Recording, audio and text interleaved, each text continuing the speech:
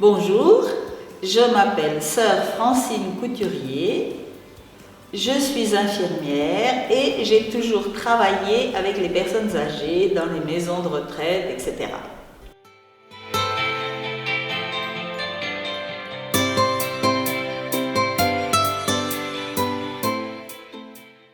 Chez les Sœurs de la Charité, j'ai eu la grande chance d'aller travailler à Bellevaux.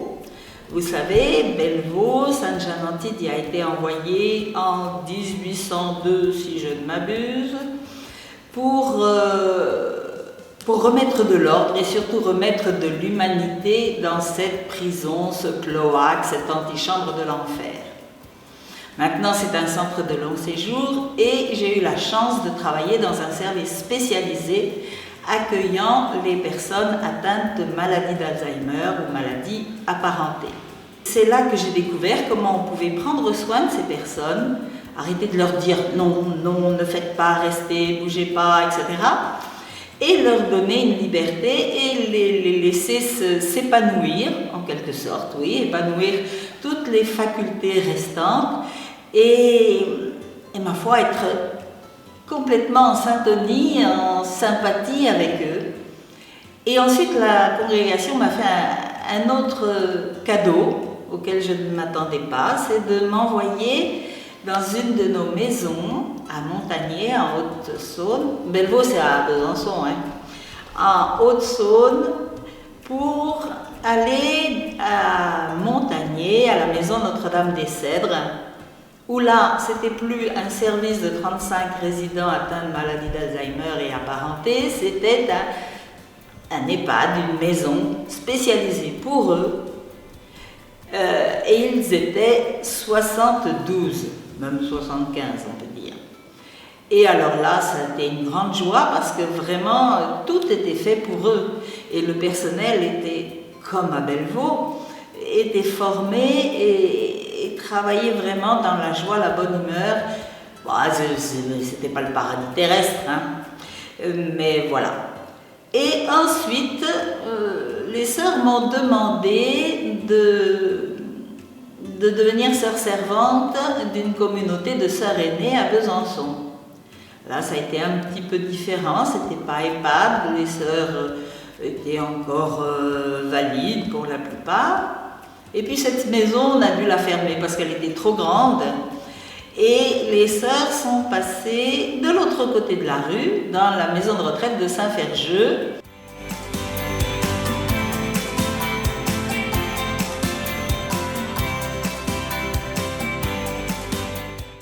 Et là, je me suis retrouvée sœur servante de 50 sœurs, avec des sœurs plus valides et des sœurs moins valides, et quelques sœurs qui frisaient les troubles du comportement, les troubles cognitifs. Et puis là, il y a eu le Covid, et puis là, eh bien, les sœurs m'ont demandé encore d'aller succéder à une sœur qui avait passé les 80 ans, qui était sœur servante à Thonon-les-Bains. Eh bien, qu'est-ce que vous voulez? J'ai dit oui. Et je me suis retrouvée sœur servante à Thonon-les-Bains, dont je vais vous parler un peu plus longuement. Et là, alors là, j'avais gagné au change, si vous me permettez l'expression, parce que c'était plus 50 sœurs, c'était une vingtaine de sœurs, 25, enfin voilà. Tout ça, c'était pendant le Covid. Alors maintenant, je vais vous parler de la communauté de Thonon, où je suis encore actuellement.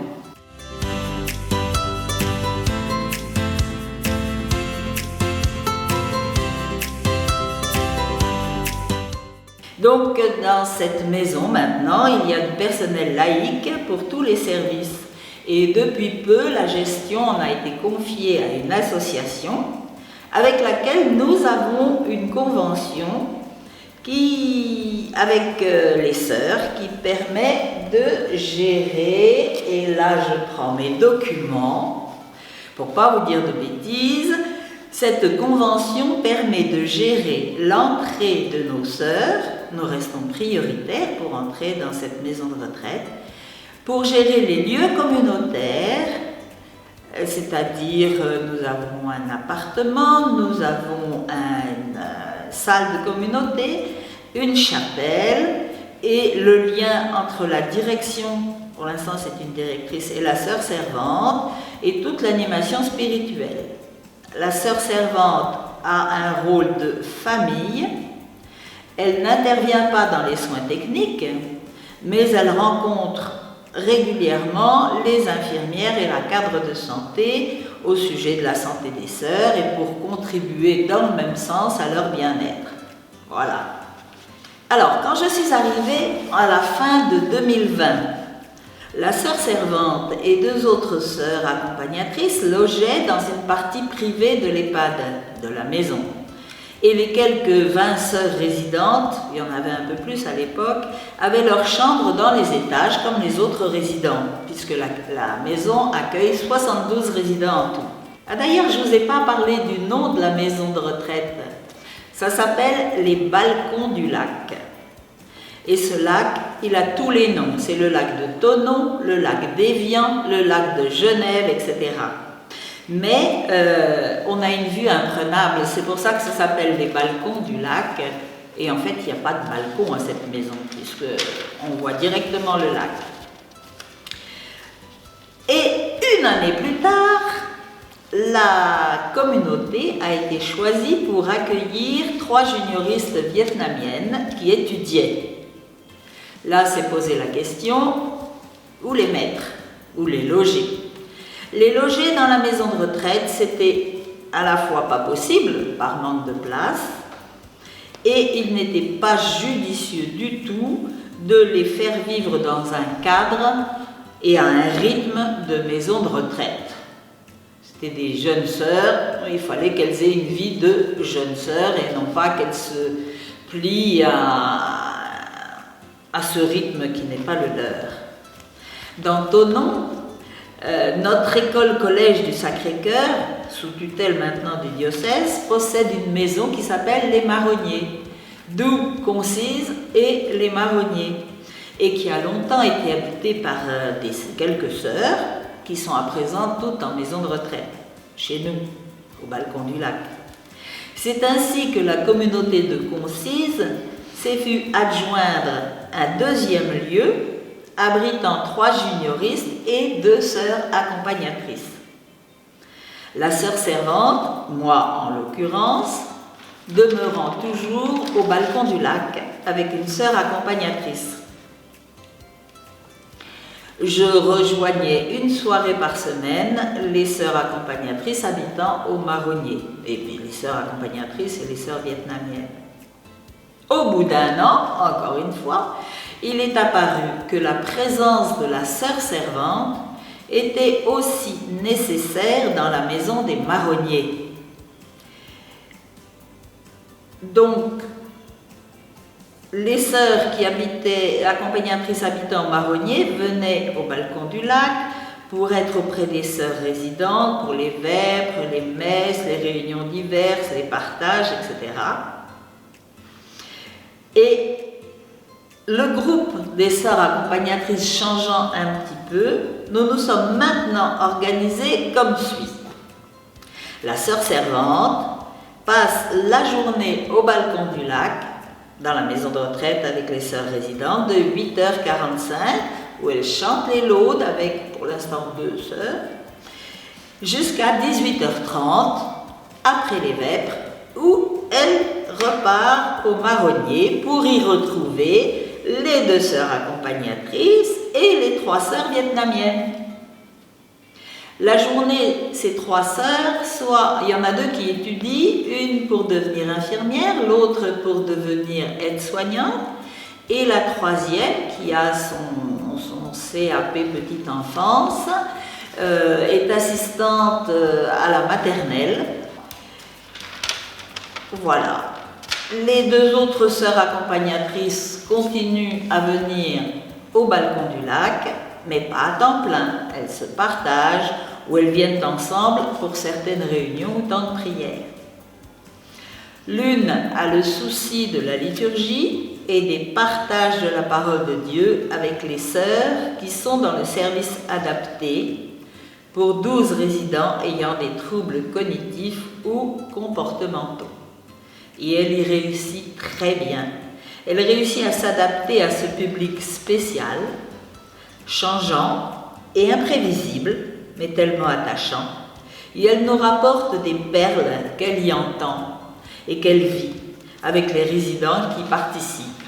Ils vont, ils viennent, ils participent peu ou prou, et avec le personnel présent, qui en profite aussi, qui tend une oreille. L'autre sœur qui nous a rejoint depuis peu, la rentrée scolaire, est en train de prendre en main, entre autres, le suivi des remboursements des dépenses de santé. Quant à nos sœurs vietnamiennes plus jeunes, elles participent autant que leur planning leur permet au temps communautaire au balcon du lac, surtout le week-end bien sûr, puisqu'entre les stages, les études, etc., elles ne sont pas plus libres. Mais en plus de leur mission principale qui est pour deux d'étudier et pour l'autre de travailler à la maternelle, elles participent à la vie de la paroisse autant que possible. Elles participent au groupe des jeunes professionnels et l'an passé à la préparation des JMJ où elles se sont rendues d'ailleurs. Celle qui travaille à la maternelle a aussi une part de son temps avec l'adjointe en pastorale de l'école et du collège, avec entre autres la participation à la préparation des sacrements pour les élèves qui le souhaitent. Les deux autres qui étudient ont des liens avec leurs collègues étudiants, aussi bien pour s'entraider dans les études que pour partager des temps de convivialité, et c'est important qu'elles soient bien insérées dans leur milieu futur de travail, dans leur milieu étudiant, et c'est là qu'elles rencontrent tous les autres jeunes ou moins jeunes. Et les trois participent aussi aux messes trimestrielles de la communauté vietnamienne, et c'est très important, à la fois pour la communauté et à la fois pour elles. Et j'en passe.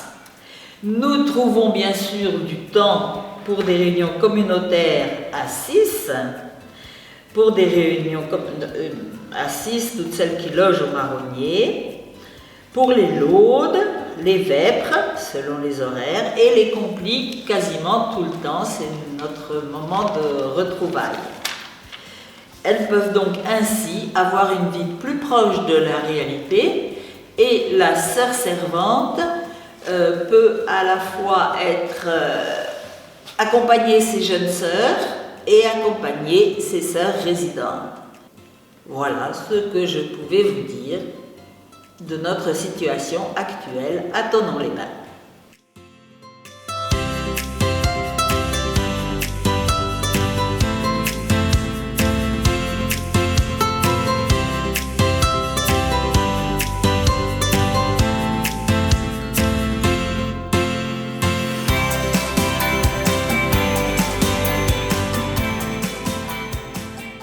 Dans un coin de la Haute-Savoie, une grande communauté chantait son amour à Jésus ressuscité, à Concise et au Marronnier. Alors je vous expliquerai Concise et les Marronniers. Refrain. Sainte Jeanne Antide, à Thonon-les-Bains, elle est passée, on s'en souvient. Nous gardons mémoire de cet événement très important pour toutes ces filles partout dans le monde. Deuxième couplet. Il y a 20 sœurs résidentes. Alors ça a changé en fonction des entrées et des décès. Et des sœurs accompagnatrices. Chez nous, il y a un peu de tous les âges. Écoutez bien, ça va de 29 ans à 109 ans. Sainte Jeanne Antide, à Thonon-les-Bains, elle est passée, on s'en souvient. Nous gardons mémoire de cet événement très important pour toutes ces filles partout dans le monde. Troisième couplet. Il y a aussi des cultures Vietnam, la France et la Suisse, du nord et du sud et de l'ouest et de l'est, ça nous fait une belle richesse. Avec moi. Sainte-Jeanne Antide, à Thonon-les-Bains, elle est passée, on s'en souvient. Nous gardons mémoire de cet événement très important pour toutes ces filles partout dans le monde. Quatrième et dernier, parce que le cinquième c'était pour la madre. La mission de chacune, c'est facile, c'est de rayonner où on est, qu'on soit sœur aînée ou alors junioriste, nous sommes toutes sœurs de la charité. Sainte-Jeanne Antide, à Thonon-les-Bains, elle est passée, on s'en souvient. Nous gardons mémoire de cet événement très important pour toutes ces filles partout dans le monde.